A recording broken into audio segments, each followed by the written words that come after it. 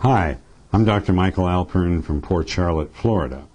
In this video, we're going to focus on the steps required to produce the proper diagnostic x-rays for you to program the Poly Patient Simulator.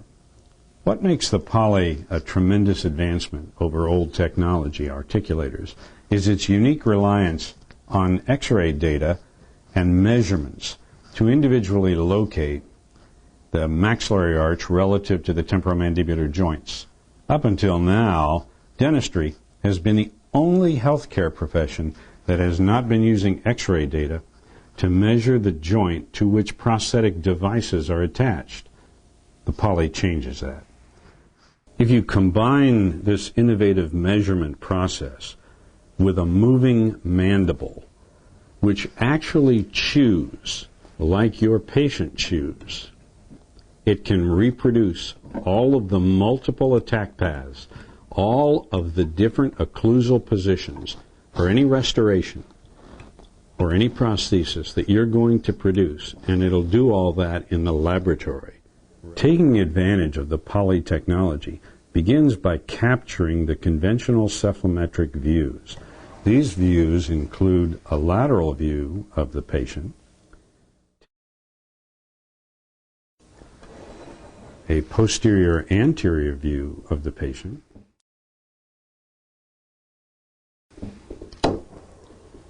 and a submentovertex view of the patient. Each image is taken with a thin, customized plastic matrix tray placed over the maxillary arch. This tray includes 4 radiopaque markers that appear on the subsequent x-rays. 1, 2, 3, 4.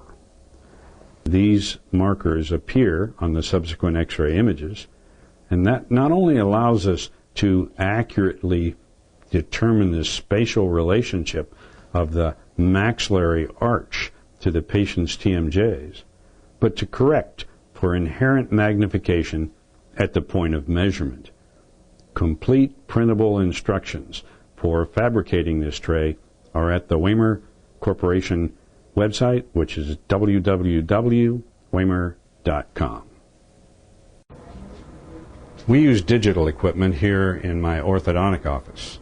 However, before digital, we use conventional analog systems, and they work just as well.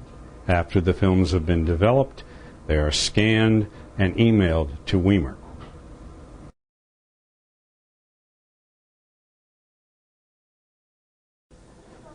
Once the tray has been positioned and the impression material, the bite registration material has set, then I can remove the stabilizing tray and ask the patient to close slowly.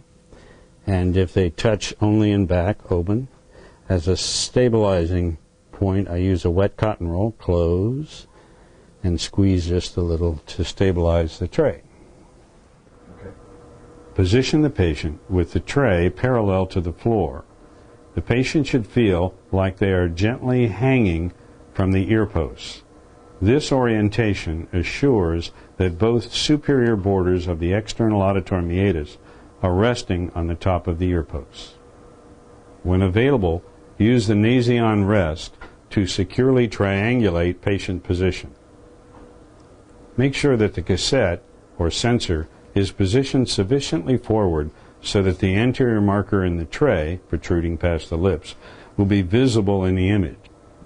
Lateral images can be taken in vertical cassette position to simplify cassette holder location for all 3 views, as long as the anterior marker is visible on the image. We recommend the cassette distance to be standardized as close to the patient as possible for all views.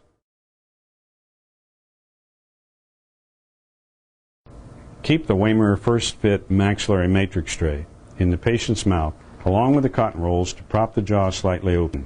Have the patient bite gently to maintain position of the tray, but not hard enough to cause deformation or disengagement of the tray. It's important that the tray remains seated in the same position as was used for the lateral view. Position the patient for the PA cephalometric view in the same orientation as was used for the lateral view. Head position here is critical to permit visualization of the posterior markers.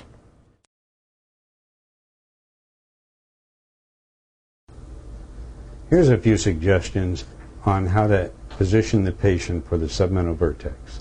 What I say to the patient is, look, what we want is to get an image up this way, but unfortunately that machine won't tilt down. So what I want you to do is what your parents told you never to do. I want you to tell the patient to slouch down in the chair like this, and then take their hands and hold the bottom of the chair. And then it's very easy to tilt your head back enough, and you can use your feet on the rollers to move your head into the correct position.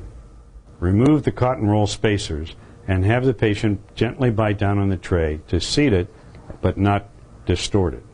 Position the patient facing the X-ray source, and with a combination of slouching in the seat and tilting the head backward, locate the patient with their occlusal plane as close as possible to perpendicular to the X-ray beam or sensor. Set the cassette position touching the top of the head. No nasion rest will be used in this view. Ear posts need to not be fully engaged or can be fully engaged just as a guide to ensure level, consistent position of the head. There's a tendency in this view for the patient to shift on the ear posts and twist their head. Check that the head is level before capturing the image. A magnification scale here is a real benefit. Positioned at the ear post, it can make analysis much simpler. On this equipment, we can use a 10 millimeter diameter of the ear post rings to corroborate magnification. Please check the quality of the image to assure clear visualization of the condyles. Once the radiographs are processed, please make sure that you can see all of the markers and make sure that the condyles are clearly visualized.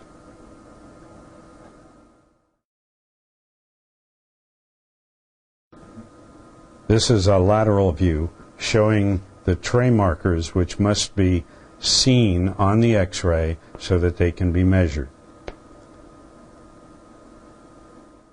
This demonstrates the tray as visualized on the PA radiograph, making sure that all of the markers can be visualized. Once the digital or analog images are processed, simply email them to the WEHMER Corporation for analysis, and a prescription will be created that will be used to accurately set the maxillary arch on the poly. Send the models, a bite registration, and the maxillary tray to your poly lab.